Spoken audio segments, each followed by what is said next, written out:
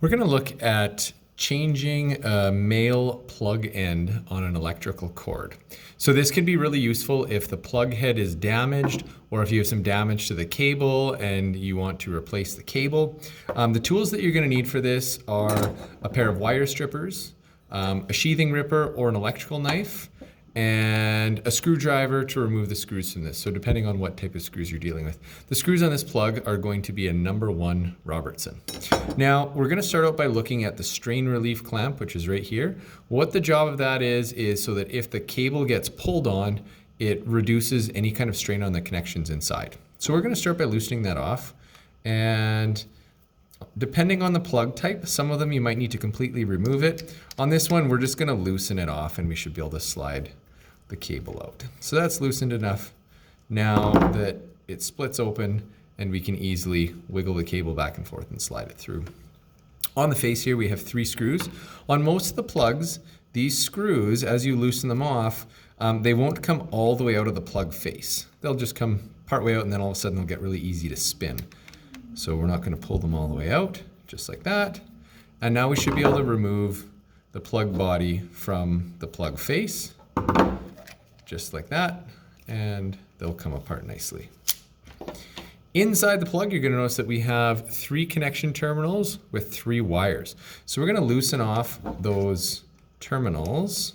And when we do that, we don't want to take them all the way out. We don't want the screws to come all the way out. We just want to give it about 2 or 3 rotations. And once we've done that to all 3 screws, we should be able to find that our wires will come out just like that. So we're going to replace this cable with a little bit longer one. Now, here's a brand new piece of cable. This one here, we're going to start out by removing some of the outer sheathing. So this is our outer sheathing, our outer jacket. And when we're doing that, if we take too much of this outer sheathing off, we're going to have some wires exposed outside of our plug. If we don't take enough of that off, we're going to end up not being able to properly make a connection. So we're going to try and take off about 1 inch or so roughly. So we're going to use our sheathing ripper here, and this sheathing ripper you can see has a sharp edge inside of it right there. That sharp edge needs to go in the little groove in between your cable here. So we're going to just set that tooth inside of there, and then we're going to squeeze really hard and pull. Now that we've pulled, you can see that we've split this open. If you haven't split it open far enough, if you need to pull more of that cable back, simply grab onto the wires, grab onto the cable jacket, and peel it back.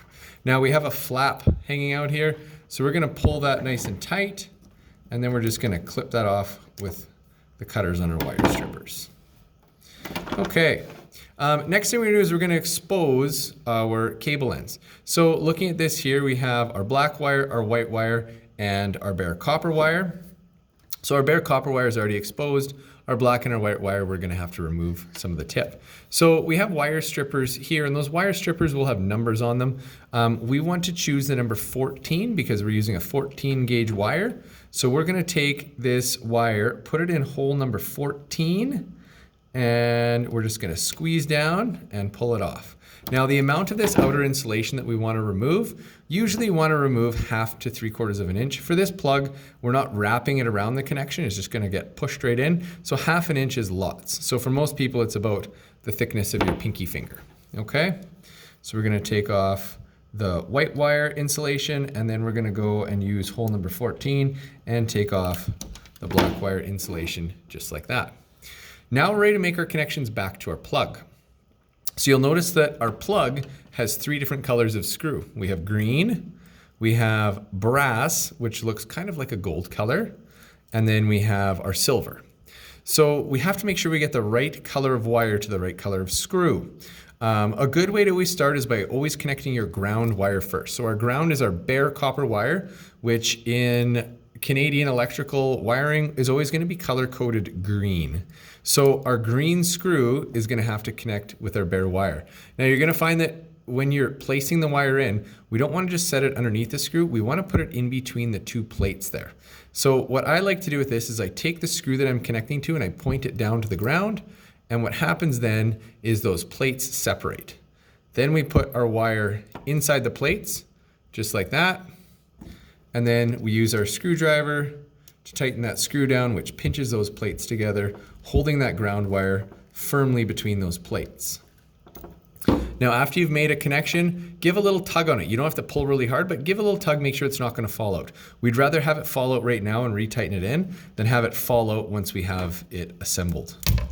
Okay, the next one we're going to go to is going to be our white wire. So our white wire needs to go to our silver terminal. So I'm going to tip it upside down, just like that.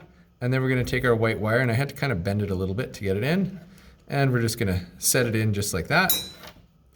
And now we're going to tighten out our silver screw with the wire in it. So remember, you're going with the wire in between the two plates.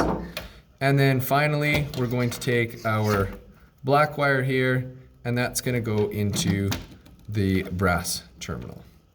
So I'm just going to get that pressed in there, just like that. And then we'll tighten that.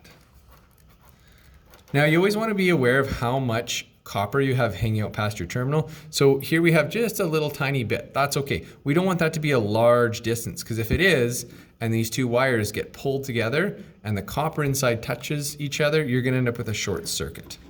Okay, now that we have all three wires in, we've given a tug on all of them, they're all firmly attached, we can put our plug body back on. Now, when we go to put this plug body back on, it's a little bit tricky to line it up. You'll notice that the three holes here are not equally spaced from each other. You'll notice that down here we have a little bit of a channel right there.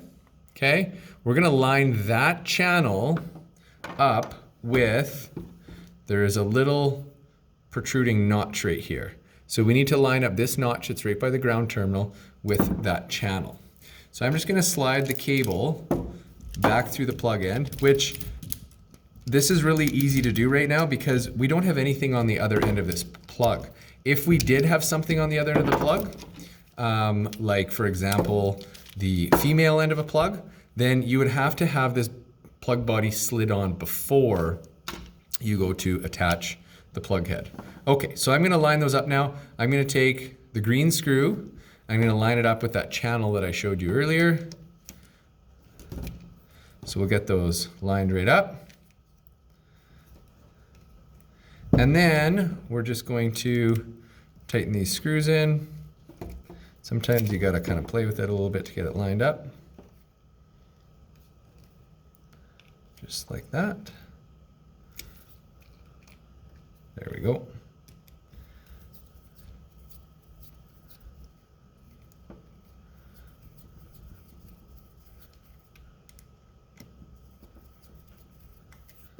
This one.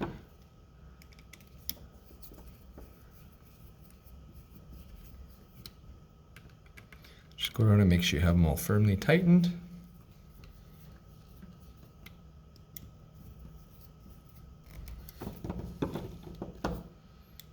Sometimes you gotta, there we go. Okay, so now we've got all three tightened. The last thing that we're gonna do is tighten up this strain relief clamp. So we'll make sure our cable's centered there, and then we're gonna tighten these screws for the clamp. You wanna be careful that you don't over tighten these screws. On some of these plugs, if you keep twisting and tightening, you can actually make the screws drive right through the plug.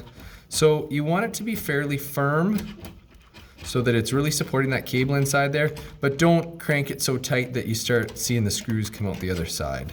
So just a nice firm tightness where that clamp comes together, and now you're all done.